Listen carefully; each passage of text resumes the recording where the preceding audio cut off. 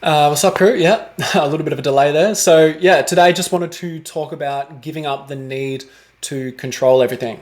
All right. So, some things are up to us, and some things just aren't up to us. Some things just happen. Okay. So, differentiating those two is important.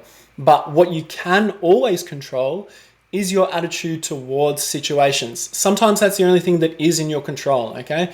So, try and detach from things that you can't control, whether that's the actions of another person, the negative words about another person, and just try and channel your inner rock, okay? Your inner stoic self. Really cool way to get through such things.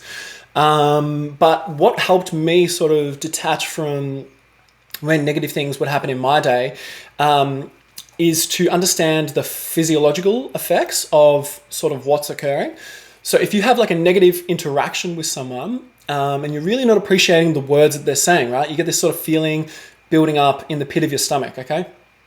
That can be a whole host of chemicals, mainly adrenaline. So when adrenaline starts to pool up in the blood, sometimes if we let it get out of hand and we let it go on for a period of time, say 2-3 minutes, that will stay in our bloodstream for around about 30 or 40 minutes, which is why you feel so shit after you have a negative interaction with someone, right? But if you're aware that, oh, okay, this hormone's getting released into my bloodstream, if I take a second to calm myself down, maybe you go for a walk and you try and look at something with a different lens, then those feelings of adrenaline will subside and you'll be able to think a lot more clearer, guys. When adrenaline's in your brain, your frontal lobe switches off and we go primal, okay? We say things we don't mean, we do things we don't mean, and we just make all-round poor choices, okay?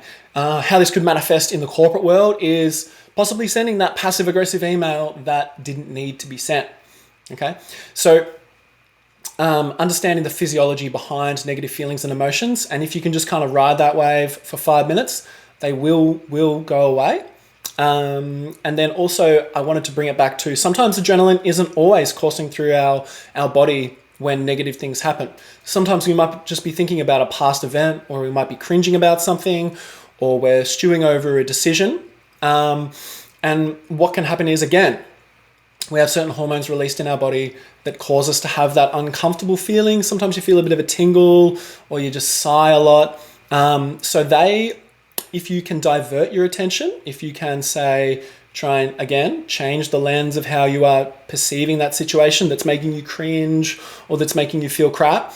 If you can do that for 90 seconds, it'll go out of your bloodstream, right? And you'll feel fine again. So I find when people understand this in terms of, it can be a really cool way to sort of process trauma or to process things that are just kind of sticky and unfinished in your head. If you can just divert your attention for 90 seconds, either distract yourself or just try to actively think, oh crap, I'm thinking that way. Oh, that hormone's going to get released into my bloodstream. Okay, I need to change this, otherwise it's going to stick with me.